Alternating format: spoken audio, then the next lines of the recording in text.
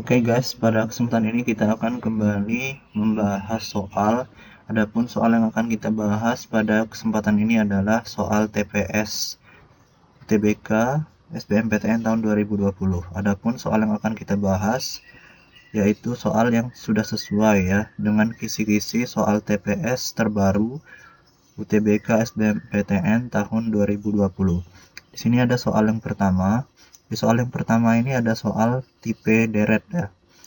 Jadi untuk menjawab soal ini, kalian tentunya harus terlebih dahulu mengetahui tipe-tipe dari deret angka ya. Tipe-tipe dari deret angka itu ada tipe urut, kemudian ada tipe loncat 1, loncat 2, kemudian ada tipe tingkat 1 dan tingkat 2 dan lain-lain ya. Langsung saja kita kerjakan soal yang pertama ini. Di sini ada angka deret yaitu angka 1, 3, 6, kemudian itu 10, 15, kemudian 21. Kita disuruh untuk menentukan deret angka selanjutnya. Kalau kita lihat, coba pola deret urut terlebih dahulu. Kalau kita lihat dari 1 ke 3 itu ada penambahan sebanyak 2 ya.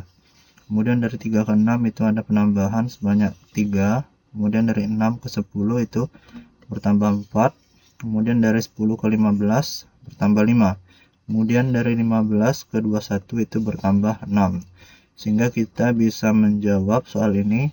Untuk deret selanjutnya itu kita tambah dengan 7 ya. Jadi untuk soal yang pertama ini kita sudah mendapat jawabannya yaitu 28. Jadi kita dapat simpulkan deret soal pertama ini adalah deret tipe urut ya. Karena pola pertambahannya itu berurutan. Oke guys, kita lanjut ke soal nomor 3. Di sini ada angka 1, 3, kemudian selanjutnya 5, kemudian 7, kemudian X, kemudian 13, kemudian selanjutnya itu 17. Dimana di sini kita disuruh menentukan nilai dari X yang paling memungkinkan. Kalau kita lihat dari 1 ke 3 itu ada penambahan sebanyak 2 ya. Kemudian dari 3 ke 5 itu ada penambahan sebanyak 2. Kemudian dari 5 ke 7 itu juga bertambah 2. Kemudian ada dari 7 ke X, kemudian ada dari X ke 13, kemudian dari 13 ke 17 itu penambahannya sebesar 4. Kalau kita cocokkan pola yang di atas dengan yang di bawah, setelah plus 2 maka ditambah dengan 2 lagi ya. Jadi dari sini ke sini itu ditambah 2 kembali. Kemudian dia akan loncat 1 lagi polanya ke depan, dimana 2 ditambah dengan 2 itu hasilnya adalah 4. Begitupun pola yang di bawah, ini 2 dengan 2, kemudian dia loncat 1 ke sini. Kita jumlahkan 2 ditambah 2 itu hasilnya adalah plus 4. Berarti kita sudah mendapatkan nilai X, dimana 7 itu ditambah 2 hasilnya adalah 9 ya. Hasilnya 9, kemudian 9 ditambah dengan 4 itu hasilnya adalah 13. Jadi kita sudah bisa menyimpulkan atau mendapatkan nilai dari X itu sebesar 9. Ada di option yang A. Baik, kita lanjut ke soal berikutnya. Di sini sudah ada soalnya, kalian bisa lihat. Kemudian di sini ada nilai P. Nilai P itu adalah tepung yang diperlukan Denki untuk membuat 3 kotak kue dalam satuan kilogram. Kemudian nilai Q sudah diketahui sebesar 6/7. Di sini kita diperintahkan untuk mencari hubungan antara nilai P dan Q. Jadi langkah pertama yang harus kita tentukan adalah mencari nilai P karena nilai P-nya belum diketahui. Kalau kita lihat di sini ada hubungan antara tepung dan kotak kue ya. Jadi ini ada tepung kemudian kotak kue. Jadi soal ini adalah soal perbandingan ya. Yang perlu kalian harus ketahui adalah perbandingan itu ada dua jenis, ada perbandingan senilai dan perbandingan berbalik nilai. Jadi sebelum kita mengerjakan soal ini kita harus tentukan dulu soal ini termasuk ke perbandingan senilai atau berbalik nilai. Di sini ada 2 kilo tepung, maka dia bisa membuat 5 kotak kue. Kalau kita kaitkan hubungan antara tepung dan kotak kue ini adalah semakin banyak kotak kue yang akan dibuat atau semakin banyak kue yang akan dibuat, tentunya secara logika maka tepung yang akan diperlukan itu juga akan semakin banyak ya. Jadi kita bisa menyimpulkan bahwa semakin banyak kotak kue maka tepung yang diperlukan juga akan semakin banyak atau meningkat. Jadi hubungannya adalah berbanding lurus atau senilai. Jadi kita sudah mengetahui bahwa soal ini adalah soal dari perbandingan senilai. Kemudian ketika P tepung maka akan menghasilkan 3 kotak kue. Jadi kita tentukan nilai P ini terlebih dahulu. Kalau perbandingan itu adalah perbandingan senilai, maka gampang caranya, tinggal kita kalikan silang saja. 5 kita kalikan dengan P, maka akan menghasilkan 5P. 3 dikali 2, kemudian 3 dikali dengan 2.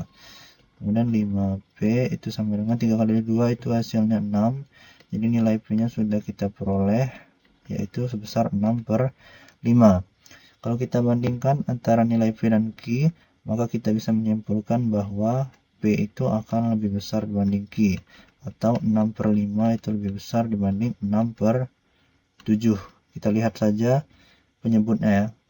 Kalau penyebutnya itu semakin besar, maka nilainya juga akan semakin kecil. Jadi kita sudah mendapatkan jawabannya, yaitu ada di option A. Oke, baik, kita lanjut ke soal berikutnya. Di sini ada 2 buah persegi. Kemudian kita disuruh menentukan nilai X di persegi yang satunya lagi. Terutama yang harus kita lakukan adalah kita harus mencari pola dari angka-angka yang ada di persegi yang pertama ini terlebih dahulu. Kalau kita lihat 8 ini, kalau kita tambah di sini 8 tambah 7 itu hasilnya adalah 15. Kemudian kita kurangi hasil dari 8 tambah 7, kita kurangi dengan 5. Jadi 15 dikurang 5 itu hasilnya adalah 10. Kemudian kita kali dengan 2, maka kita akan mendapatkan 20. Begitupun pola di persegi yang satunya ini lagi, sama dengan persegi yang sebelumnya, di mana 4 kita akan tambah dengan 8, hasilnya 12. Kemudian kita kurangi dengan 6, 12 kurang 6 hasilnya adalah 6. Kemudian 6 kita kali dengan 2 yang di sini. Jadi hasilnya adalah 12, sehingga nilai X-nya adalah 12. Lanjut ke soal berikutnya.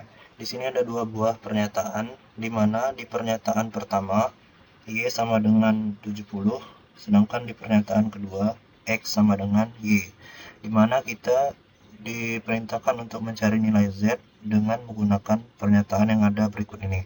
Yang pertama, kita akan mencoba untuk mencari nilai Z dengan hanya menggunakan pernyataan pertama, di mana di pernyataan pertama disebutkan bahwa nilai Y itu sebesar 70 derajat sudutnya. Kita mengetahui bahwa sudut Y itu berseberangan dalam atau dalam berseberangan dengan sudut ini ya. Sudut yang berseberangan dalam itu nilainya akan sama besar.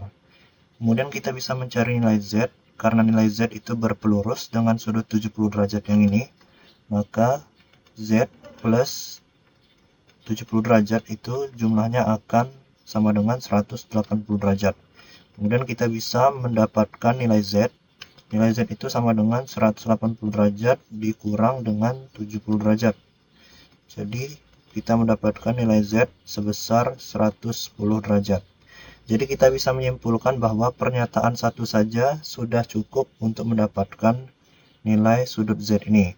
Kemudian bagaimana jika kita hanya menggunakan pernyataan 2 untuk mendapatkan nilai Z? Apakah kita bisa mendapatkan nilai Z atau tidak? Kita mengetahui bahwa di pernyataan kedua disebutkan bahwa nilai X itu sama dengan Y, di mana nilai X ini juga sebesar 70 derajat.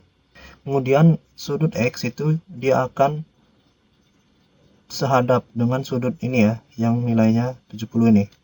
Sudut sehadap itu yang kalian harus ketahui bahwa nilainya akan sama besar. Jadi sudut sehadap itu nilai sudutnya akan sama.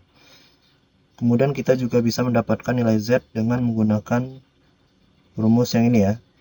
Sehingga pernyataan 2 saja juga sudah cukup untuk mendapatkan nilai sudut Z.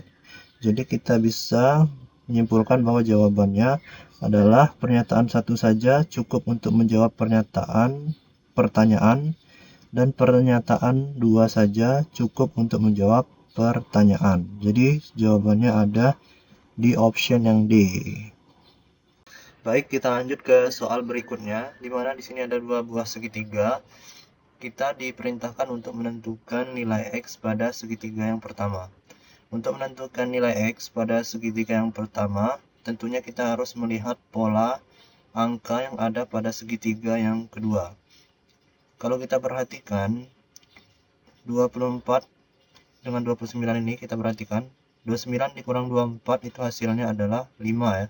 Kemudian, hasil dari 29 dikurang 24, kita kali dengan 2. 29 dikurang 24 itu hasilnya 5. 5 dikali dengan 2, maka kita mendapatkan 10. Nah, pola yang sudah kita tentukan di segitiga yang kedua ini kita aplikasikan di segitiga yang pertama. Pertama, kita kurangi dulu. 4 dikurang 2 itu hasilnya adalah 2.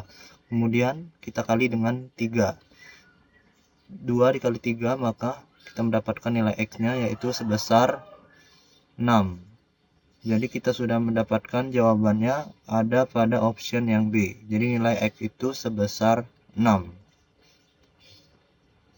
Oke, kita lanjut ke soal berikutnya. Di sini yang ditanyakan adalah manakah pernyataan di bawah ini yang benar.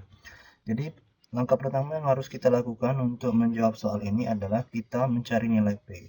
Untuk mencari nilai P, kita harus mencari nilai X dan Y terlebih dahulu dengan menggunakan dua buah persamaan yang sudah tersedia. Kalau kita lihat di sana X min Y itu sama dengan 2. Kemudian kita bisa mencari nilai X itu sama dengan 2 plus Y. Kemudian kita substitusikan nilai X ini ke persamaan X kuadrat ditambah Y kuadrat sama dengan 20. X tadi nilainya 2 plus Y ditambah Y kuadrat sama dengan 20. Ini 2 plus Y kuadrat ya. Kita kuadratkan hasilnya 4 ditambah 4Y ditambah Y kuadrat plus Y kuadrat sama dengan 20. Kemudian kita jumlahkan. Y kuadrat ditambah Y kuadrat itu hasilnya 2Y kuadrat ditambah 4Y min 16. 20 pindah ruas ke kiri dikurang dengan 4 hasilnya adalah min 16 sama dengan 0. Kemudian persamaan ini bisa kita sederhanakan dengan cara membagi 2. Hasilnya Y kuadrat ditambah 2Y min 8 sama dengan 0. Kemudian kita cari nilainya Y-nya. Y plus 4 Y min 2, sehingga kita mendapatkan nilai Y-nya Y sama dengan min 4 dan Y sama dengan 2. Langkah selanjutnya kita mencari nilai X terlebih dahulu. X itu kita gunakan persamaan ini ya untuk mencari nilai X. 2 plus Y. Ketika Y sama dengan min 4, maka nilai X-nya adalah min 2. Kemudian ketika Y sama dengan 2, maka kita mendapatkan nilai X-nya sama dengan 4. Kemudian langkah selanjutnya adalah kita mencari nilai dari P. Kalau kita lihat, nilai Y itu ada min 4 dan 2, sedangkan nilai X itu ada min 2 dan 4. Kalau kita coba semua itu memakan waktu ya, karena kalau kita sudah tahu nilai Y dan X yang negatif ini kalau kita jumlahkan pasti jumlahnya itu kurang dari 10. Artinya P itu kurang dari Q. Sehingga kita ambil saja nilai X dan Y yang terbesar untuk mencari nilai P. Untuk membuktikan apakah P ini memang benar-benar nilainya kurang dari Q. Kita cari nilai P dengan menggunakan X dan Y terbesar. P itu rumusnya untuk mencarinya di sini ada persamaan X plus Y. X-nya kita ambil yang terbesar itu ada 4 ditambah Y itu yang terbesar nilainya ada 2 ya. 4 ditambah 2 berarti P-nya 6. Jadi kita sudah bisa menyimpulkan bahwa nilai P itu kurang dari Q atau Q itu lebih besar dari P. Sehingga jawabannya ada di option yang B ya. Jadi kita cukup mencari nilai P itu dengan menggunakan X dan Y yang terbesar. Kemudian kita bisa lihat apakah nilai P itu akan lebih dari 10 atau kurang dari 10. Ternyata kita menemukan bahwa nilai P itu selalu kurang dari 10 ya. Artinya Q itu lebih besar dari P.